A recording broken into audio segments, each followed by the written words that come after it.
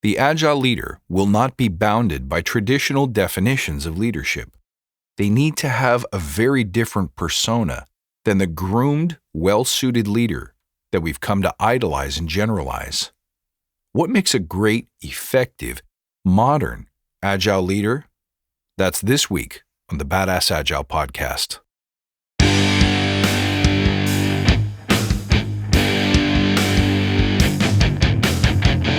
Greetings, team.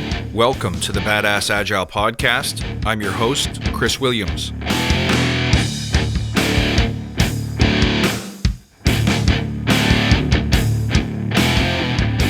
Hello, everybody. Welcome to yet another episode. Thank you so much for your continued support, for joining, for subscribing, generally for being a true believer. So great to have all of you here. Now, let me ask you, what makes a great Agile leader? And how is that different than the traditional image of a leader? And what can you do to adopt and enhance those traits in yourself? Well, first, let's remember why we're here. To create an elite tribe of leaders who truly serve their clients and communities by doing what matters and what works, relentlessly chasing value and excellence like a badass. There are so many resources about what you need to do to be agile, but we're focused on who you need to become in order to lead teams. So let's hammer down those fundamentals to create a unique and powerful force in this industry. And if this helps you, tell your friends. And don't forget to check out my daily Agile inspirations for leaders by subscribing to my email list. You'll get a preview of next week's posts and a free video to help you align your week with strength and focus delivered straight to your inbox. You can also submit your coaching and leadership questions there, all at badassagile.com, so go sign up and post your questions today. The Agile leader can come from anywhere. They may or may not have formal education. They may or may not even know that there are a very unique combination of talents and skills are actually Agile at all. My favorite Agile leaders are those who simply showed up, felt the fire, and allowed themselves to get lit up too. So let's think about the Agile leader at the highest levels of an organization, though. What do they need to do? We've probably established in the past that using carrots and sticks is not the most effective method of introducing change. So instead, the very senior corporate Agile leader needs to be able to find those willing minds I always talk about and bolster them. And then they need to be deftly strategic about finding the unwilling minds and learning how to reach them as things start to spread and take flight in an organization's Agile journey. So let's take a closer look at the qualities that such a leader needs to have. Number one, let's not forget the badass Agile leadership traits of being visionary, being focused, being humble and flexible, and being gritty. So let's double back to being visionary. The Agile leader needs to be able to create compelling pictures of the future and Agile's role in it. But more important than having that vision in their head is the ability to communicate that vision. So how can you become more visionary? Here's the action to take. Make a practice of setting intention. What do you want to get out of the next interaction you have, the next meeting, the next day, the next opportunity that appears in front of you, or out of life in general? Practice thinking about this stuff. Practice writing it down, because it's a skill that very few have or feel comfortable exercising.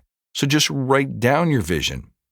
Write down your desired outcomes for everything you do in a day and in your life, and bonus points for framing it in terms of service if you can. So how does your intention serve somebody, a colleague, a peer, a coworker, a neighbor, your community, the country, the world?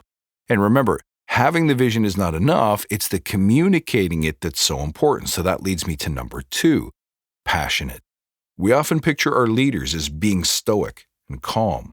And it's very important for a leader to have emotional self-control, to be able to relax and react gracefully, and to be able to choose the most appropriate response for any situation, yes, but to be monotonous or dispassionate won't work at all. You see, when communicating a vision of the future to the company, its customers, its people, The Agile leader needs to be able to bring passion to their words, and this is a very teachable skill. This is not something that a select few are simply born with.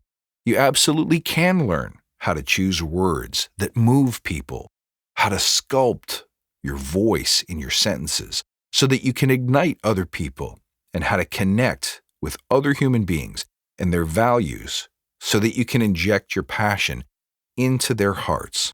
The action to take here: study some great speeches of great historical leaders. Look up famous monologues from the history of dramatic works, whether it's plays or whether it's film. Grab yourself a speech or a number of sentences that move you, and simply rehearse in the mirror, or bonus points for recording it somehow, not just reading that speech, but injecting passion into selected words. Vary your timing and your pace and your volume and the pitch of your speech. You can bring things down low. You can move them up high, both in volume and in tone. The easiest way to get started is to highlight the most important words in a sentence and simply impart a higher pitch, a little more volume, or a change in speed around that word or words. This can radically affect the impact that your communications make on people. Number 3. I say this one a lot, but you have to let your teams go. You can't control them. Your job is not to manage them, and you don't own them. You need to be able to let them use their talents, their skills, their experience to run their own experiments, to do what they think is best, and to learn from the failures that arise when they go wrong. Ultimately, this boils down to a much bigger quality, which is the ability to be comfortable with risk. The ability to feel good about placing many bets, especially small bets, knowing that the really big payoffs will pay out for the multitude of small failures that are expectable and acceptable in the Agile game. This is what agility is all about. And until you harness the power of letting your teams make their own decisions and truly empowering them and letting them fail, you haven't moved any closer to the true spirit of innovation. So what's the action to take here? Simply step back. When your teams are asking you, what should we do? Which way do you want to go? Even if you know the answer from time to time, it is healthy to step back and say, make a call. Show me what you think. Give them a short window in which to experiment. Come back to me in 24, 48, or 72 hours with your solution. Or start going down the path that you guys think is most likely to work best. And I'll give you my feedback then. And if the feedback is negative, if what they come up with is not what you expected or not what you want, you guide them gently. And the best way to guide them gently is by clarifying your needs, your values, and your expectations. In teams, we often call that the definition of done, don't we? Or maybe those are your acceptance criteria.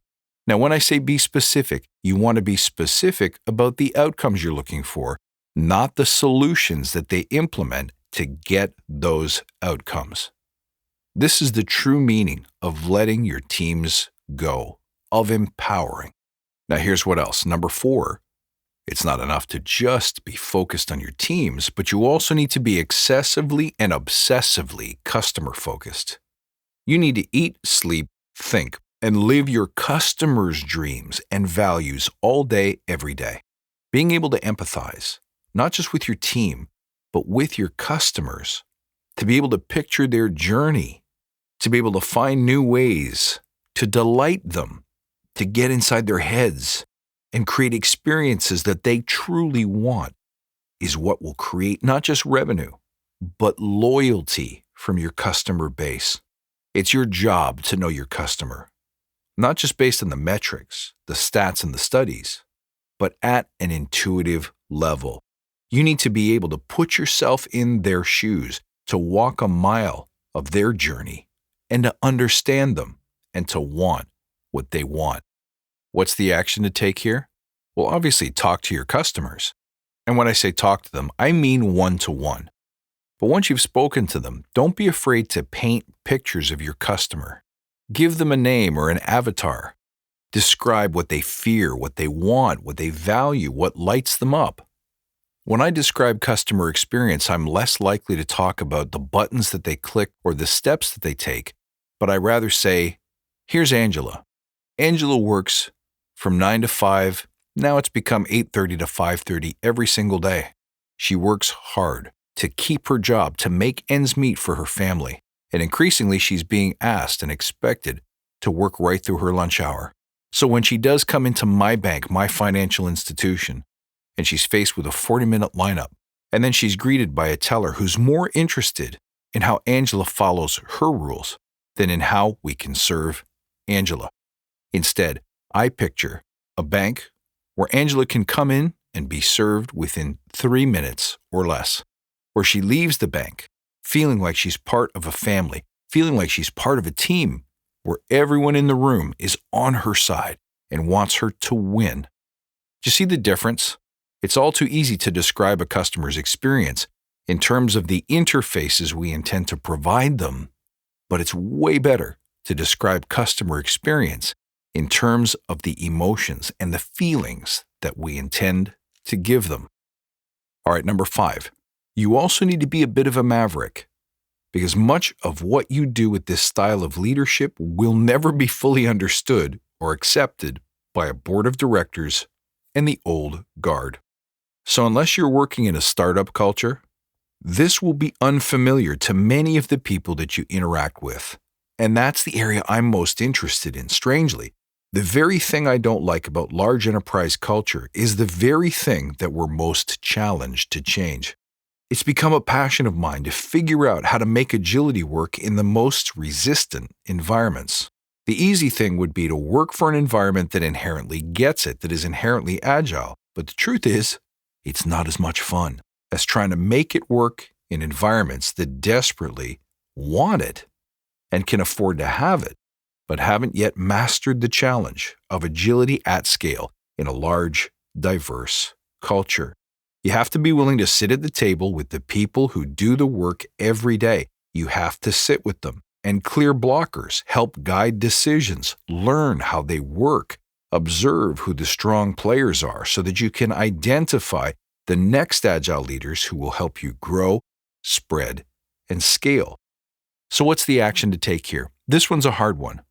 You can watch just about any movie that Tom Cruise was in. I think Maverick was the character's name in Top Gun, but in general, you want to have the attitude of you are here to be the best. You are here to succeed, to achieve, to win, and to help the organization. So other people's impressions of you is nobody's business but their own. Be your authentic self. Bring your passion, your courage, and your mission to everything you do. Number 6, you have to love developing other people above anything else. This means you're constantly on the lookout for new talent, but you're also spending increasing amounts of your time developing their skill, mentoring, and rising them up to take your place when you're gone. Eventually, this becomes too big for just little old you, and you'll either need to step away or you'll need to raise up other leaders to your level so that you can spread horizontally and get more stuff done. One thing I know for certain is that Agile is not something you can install and push out at the leadership level, then sit back and let it do its magic. It requires constant one-on-one maintenance with all of the teams and all of its members, with all of the customers, with all of the product owners and stakeholders. You have to be in the room, exerting your influence, your charisma, your passion, and spreading your vision. This is the only way it will work, so you are going to need more than one of you. So what's the action to take? Find the willing minds and let them shadow you. Teach them everything you know. Do coaching one-to-one, and just before they're ready to take flight on their own, push them out of the nest and let them run projects, let them run meetings, let them try to influence and sell agility throughout the organization. Push them so they can grow. Now the last one, number 7, you have to love the resistance. Here's the truth. When you talk about Agile and people nod their heads quietly, you're in trouble. When people say nothing, you're in trouble. The resistance The people who actively, aggressively speak out against you, try to sabotage you, or reject what you stand for. These are passionate people. They're just not passionate about the right things to bring about agile success. And this is actually very good news. You have to learn to love the challenge of working with people who don't want agility and continuously finding ways to make a value fit, the perfect match between what they want and what you want, between what they value and get measured on and what you as an agile leader value and get measured on. See, when people resist, they're trying to tell you that the value fit isn't happening yet, that their fears are too large and too old to change their ways of thinking, and they need your help. The resistance is a sign that you're not yet done growing, that you as a leader have not yet reached the state of ability to move those particular minds. Resistance means opportunity. So what's the action you need to take to develop this leadership skill? Don't avoid the resistance conversations. Don't write those people off as people who just don't get it. Work with them. Find out what they value. Figure out what success means and looks like to them. Figure out a way to connect with them. Do the hard work of building trust and building some likability so that at some point you can offer them even something simple like a retrospective or a Kanban board. Show them how to use it in their environment. Take one simple metric or target and make a promise to improve it by just 1% week over week. Show them how to measure it. Show them how to do it well. Remember our discussion on fear in the past few episodes. Either you drown the fear with greater purpose, or you lessen the fear through small, repeated, safe exposures. Friends, if you can adopt these 7 mindsets and habits, and if you take these actions and build your leadership skill in these areas, I assure you, you will become the agile leader that every organization hopes for. You'll become someone who inspires and builds trust with all of the right people. You'll become someone not to be feared because you represent massive change, but someone that people are magnetized to because you represent massive change. Folks, thank you for listening. You can reach out at badassagile.com or find me on Twitter at badass_agile. I'll see you next time, and until then, stay badass.